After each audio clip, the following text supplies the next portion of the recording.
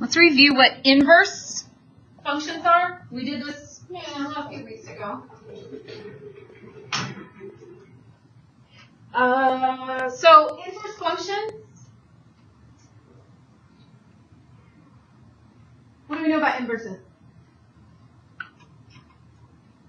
They reflect over the x, y axis. They reflect over y equals x. Right? Y equals x? Yeah. So here is our parent function, y equals x squared. Go ahead and graph that with me.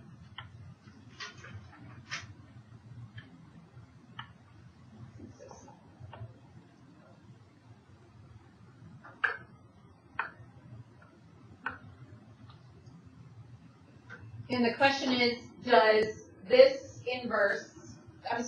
function have an inverse that is also a function? No. Why? Because it says it right there. Oh, because you wrote it on the Yeah. Okay. Why would this not have an inverse that is also a function?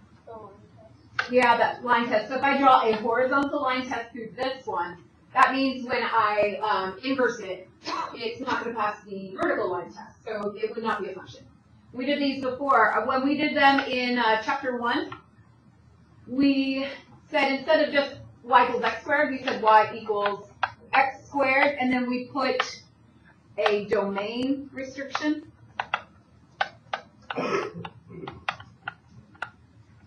Where x is greater than or equal to 0. It doesn't have to be greater than, it can be less than or equal to, but we had to pick basically 1/2 of this so that when we reflect it over the y equals x line, we have a function, an inverse that is also a function. Remember doing that for like a minute? Yeah.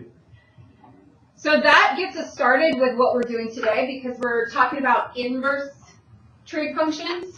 And when you're talking about them being an actual function, the whole sine curve does not pass that horizontal line test.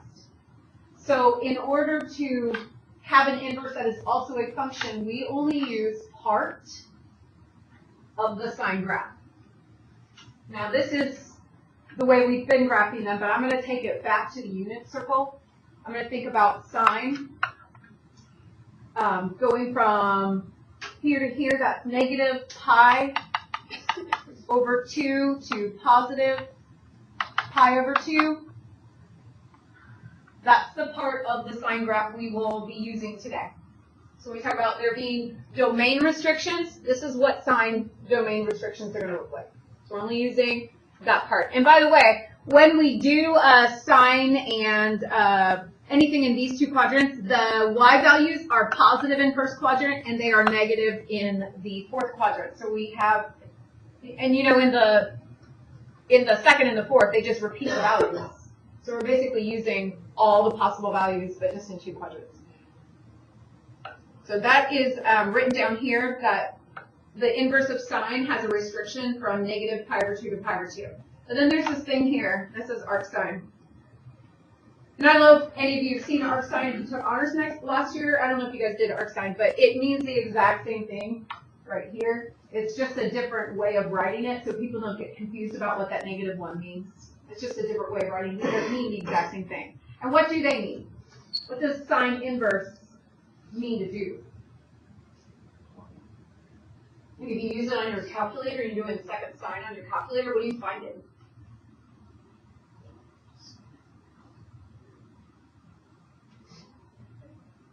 Do you have your calculator handy? If you type in sine inverse of 0.5, we are finding a theta. What is a theta? The angle. It could be in degree mode. It could be in radians. We're going to do all radians today. Notice these are in radians. So where is sine a half? 30 degrees, but at the radian, pi over 6. But it's also 5 pi over 6, but there's a domain restriction that says only first and fourth quadrant, so just pi over 6 will be our answer to that. Now, cosecant or arc cosecant have the same domain restrictions as sine. Those first two quadrants. So cosine's the same way. We're only using part of it, but the part that we're using of cosine, goes from 0 to pi. So when we look at cosine, we're going from 0 to pi on the unit circle. And that's the same for secant. So cosine is going to be quadrant 1 where it's positive and quadrant 2 where it's negative. Are you adding those pictures into your notes? Because we're going to keep throwing those pictures today. Those will be handy. So cosine inverse or arc cosine, secant inverse or arc secant, they all have the same restrictions from 0 to pi. And then we go to do tangent and we go to do cotangent. But you remember with tangent and cotangent, they're already restricted to half of the unit circle. When we graphed them, we were already doing tangent. Remember we made the table of values? Tangent was already negative pi over 2 to positive pi over 2 when we graphed it. So we're using the same values for tangent that we used when we graphed them. And then cotangent is the same way. When we graphed them, cotangent was 0 to pi when we graphed it past few days. Monday was when we learned how to graph those. I'm trying to think of a way to remember, because these look like sine and cosine, but there's like one of each. So the way that I would say to help you remember which one's which is that tangent is y over x, which is, remember y is the sine, and it's going to have the same picture as sine. Cotangent is x over y, and x on top is cosine, and this has the same picture as the cosines. When you use tangent and cotangent, kind of like think about what is on top. Do you remember which restriction it has? All right, when you're ready, go ahead and turn the page.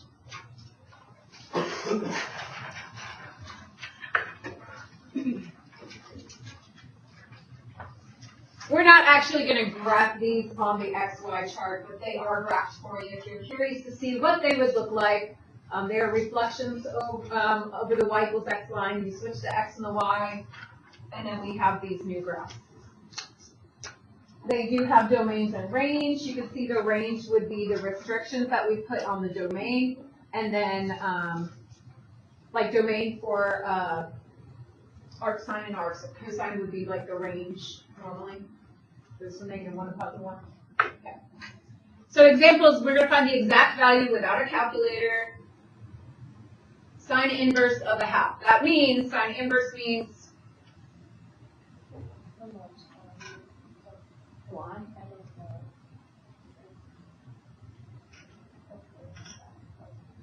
I don't think you're believe it. Text her and say, Mom, I'm sure is a simplicity. Alright, sine inverse of a half is asking where is sine a half. So the first thing you have to think is what restrictions I have on the domain. Where's sine? Negative pi over 2 to pi over 2. Which of these two quadrants has positive a half in it? Quadrant 1. So where is sine a half? Yeah, you probably think 30 degrees, but then we're going to write it as a radian, pi over 6. B, cosine. All right, I'm going to start by thinking about my restrictions, because I see it's cosine inverse. So my restrictions on the domain are here. This says negative radical 3 over 2, so that's going to be quadrant 2. So where is cosine a radical 3 over 2? Find pi over 6. So a 30 degree? Yeah. Is it 30 degrees? So that means it's a pi over 6 reference angle. So that would be, if we go the other direction, 5 pi over 6.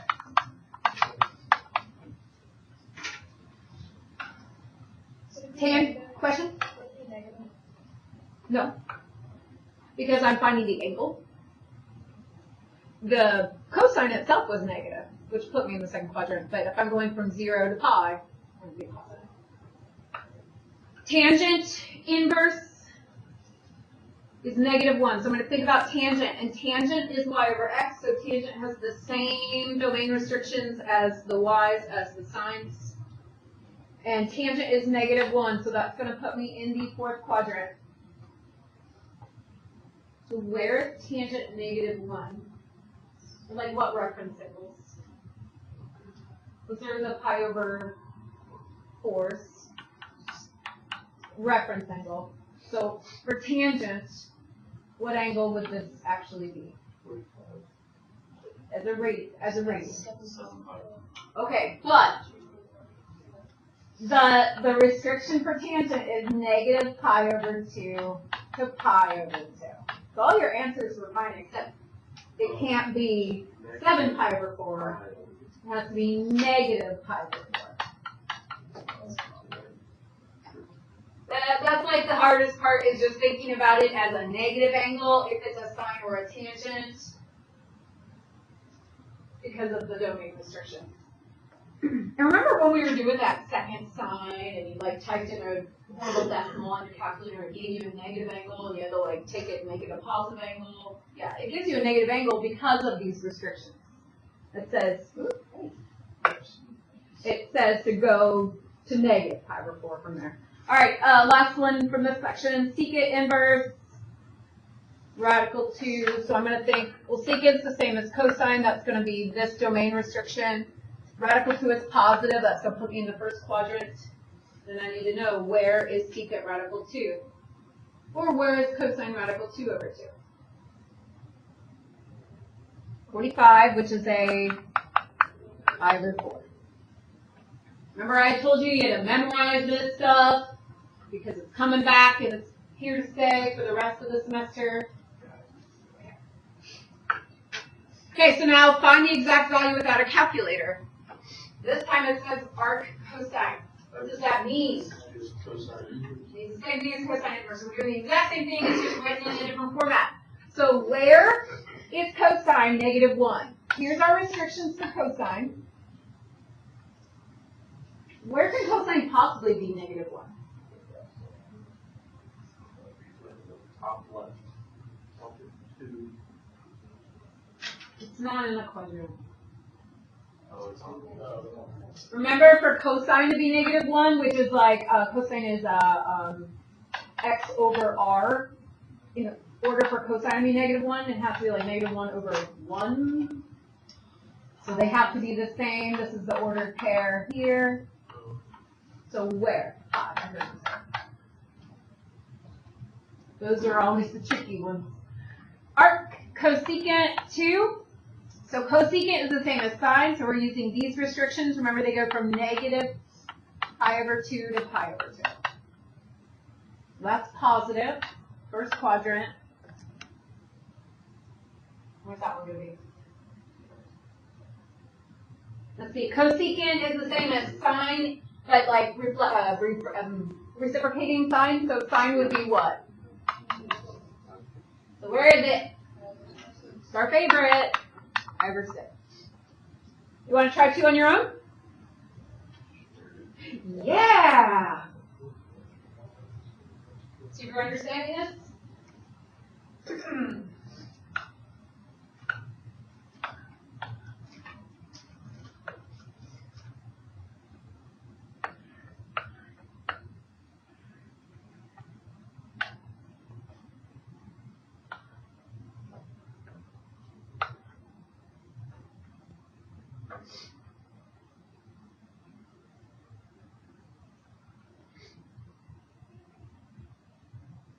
So remember, we are finding where. We are finding the angle, but in radian form. We're finding where cotangent is negative radical 3.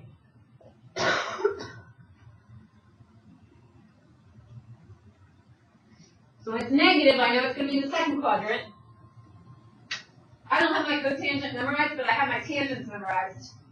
So if I if I reciprocate it, I'm thinking tangent has got to be negative radical 3 over 3. But I'm still using the cotangent domain restriction. Tangent domain restriction is different. So where is that? That's at a 30-degree reference angle, which is a pi over 6 reference angle. So what angle is that?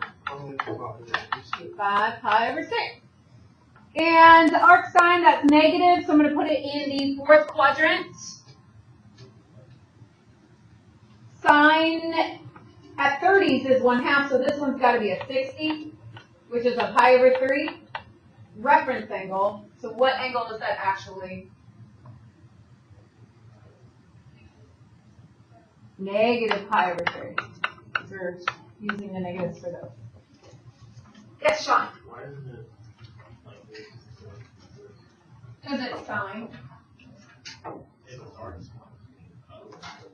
So arc sine, arc sine and cosecant and arctangent are all these two. Yeah, the arc means same as the inverse. It's just a different way of writing because people confuse this -1 with like an exponent, which means something different. So they have a different way of writing. Now we're doing compositions. These, you've done things like this before. When you see a parenthesis, do what's in the parenthesis first, use that answer, and then do the outside of parenthesis next. So just take it step by step. First thing we're going to do is find the cosine of pi. How do we do that? You should already know. At pi, what's the cosine? Here's pi. That's an ordered pair, -1, 0. What's the cosine at pi? Cosine is x. Cosine is x. So -1.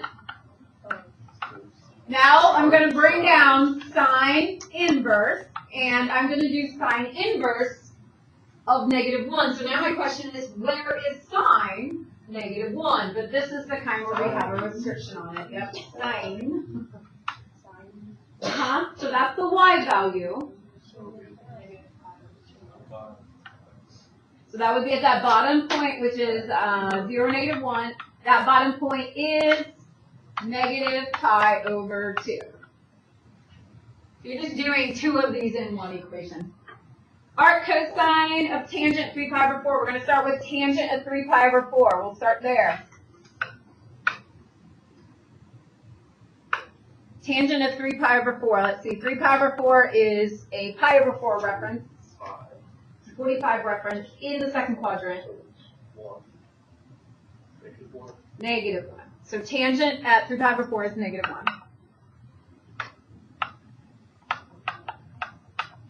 So then you have to do the arc cosine of -1. So you have to find where is cosine equal to -1. Pi. Question? I just hear the mumbling, and I just want to make sure you don't miss anything. Yeah, because the CC. Yeah. Okay, so here, this is now inside saying cosine inverse negative radical 3 over 2. So what's the first thing I'm finding? Is where cosine is negative radical 3 over 2. So this needs a restriction. Cosine is here. Which quadrant is it going to put? It's going to put it negative. Second. And what angle is it going to be like a radical 3 over 2? That makes sine 1/2. If cosine is radical 3 over 2. It's going to be pi over 6, but in this quadrant, 5 pi over 6, right? So we have tangent of 5 pi over 6. So what is the tangent at 5 pi over 6? Which is a 30-degree reference angle.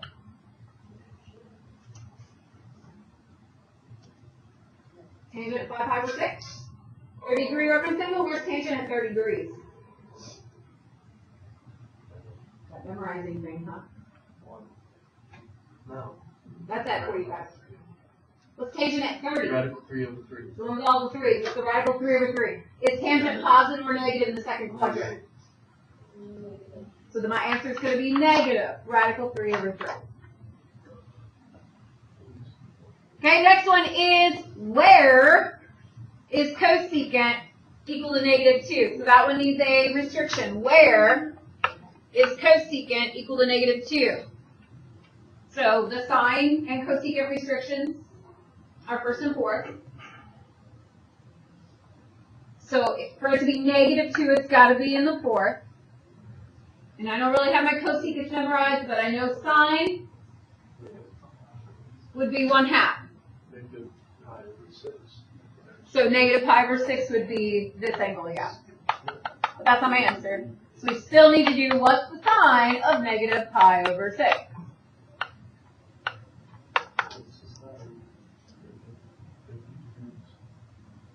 So it's a 30-degree reference angle, and it's in the fourth quadrant. Fourth quadrant tells me it's negative. 30 degrees tells me it's 1/2.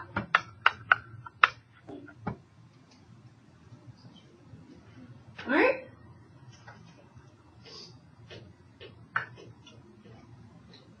Watch out.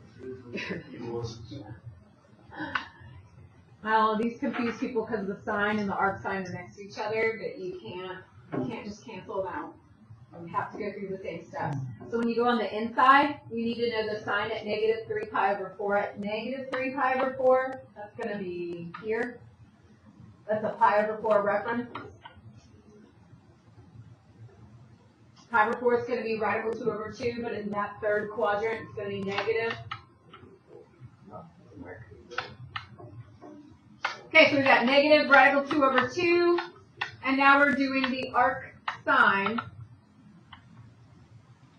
at negative radical 2/2. So that means where is sine negative radical 2/2? But you have to use the sign restrictions.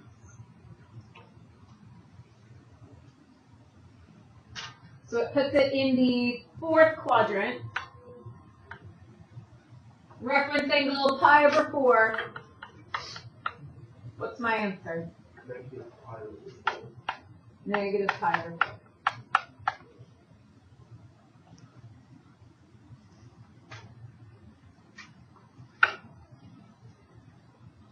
Example 6, where is secant equal to -2 radical 3/3? So this is a restriction. This is like a cosine restriction, so it's the top half. It's negative. That means it's going to be in second quadrant. We need to know the value. What makes -2 radical 3/3? We need to know what angle that would make that. That would be cosine is radical 3/2. What's cosine radical 3/2?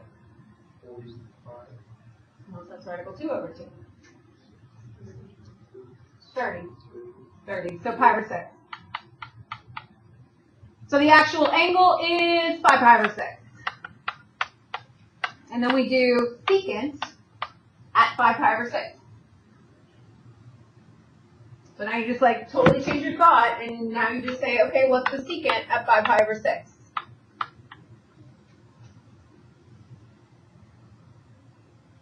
What's the cosine at 5π/6?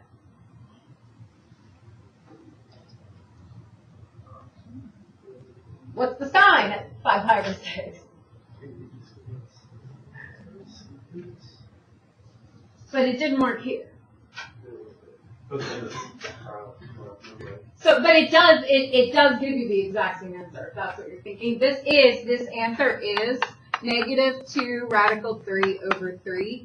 Just because we were in the same quadrant, and the quadrant was part of the domain restriction, it ended up being the same answer. Here, it was not the same answer. So you don't want to just cancel stuff out. You want to go through the steps, but sometimes it could be the exact answer.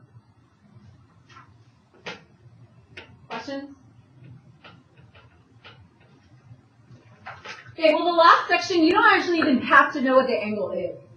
You don't even need to know what the angle is. You just have to be able to place it.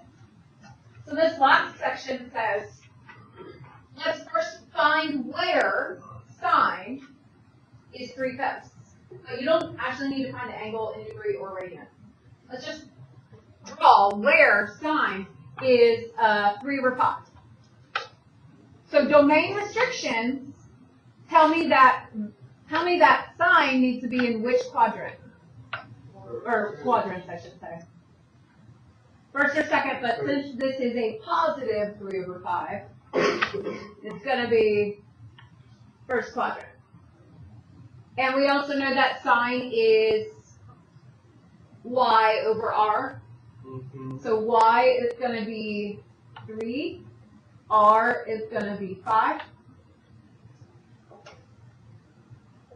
And this is where theta will be. But I don't even need to know what theta is, because now what I have to do is I have to find the cosine of theta, wherever that is. So how do I find the cosine at that angle? Ooh, where'd you get 4 from? Triple. So we find that missing side, and then we do cosine is x over r 4/5. So here, not once did I find out what theta was. I just found where it would be, and then found the other function at that same theta. So the next one, tangent of cosine inverse at -5/7. So we're going to think where cosine can be, and where cosine can be -5/7.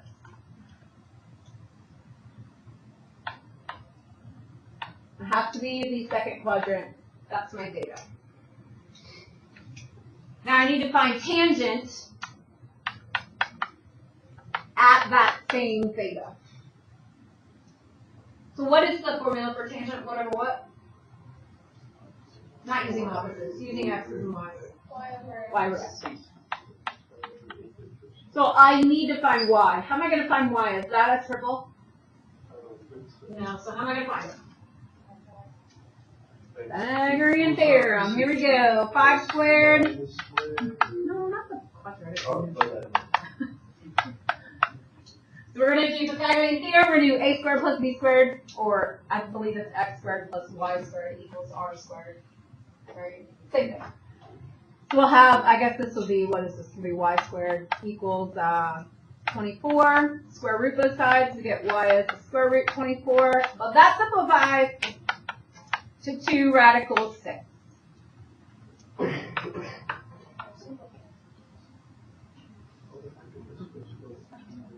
You don't have to know. Now we need to do the tangent of this theta. So we do 1 over x. We have 2 radical 6 over -5, but don't leave the negative in the denominator. So we have negative 2 radical 6 over 5. So you just have to find where, and then find the other things there. One last one.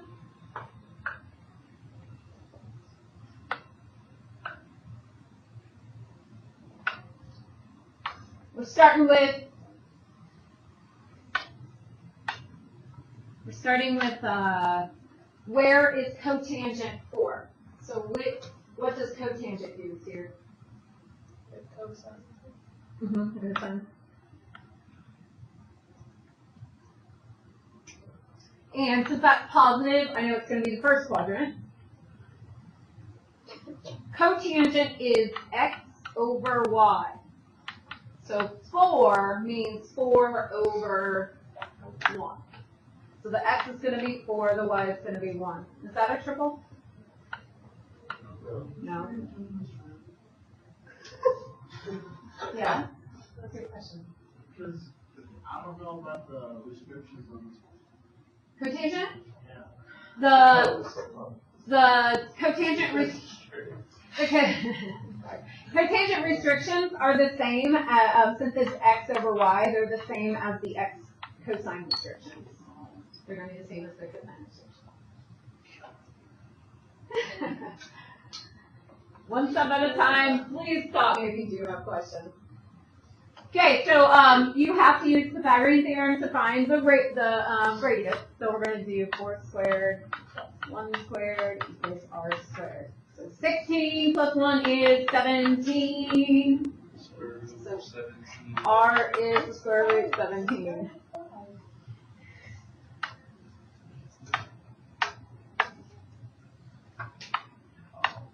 So it doesn't matter what angle it is, I have to find the cosecant at that angle. So cosecant is 1 over y, or radius is not 1. It's radius over y, because this is not the unit circle. The cosecant is radius over y. So my radius is radical 17 and my y is 1. So my answer is radical 17. These are just two problems put into one. That's what's happening here for all of you. Say again, Sean? Okay. So there is a worksheet for the assignments. Draw those pictures. Think about it clearly. Take your time. This does not have to be difficult unless you're just reading through it. You can make it difficult, right?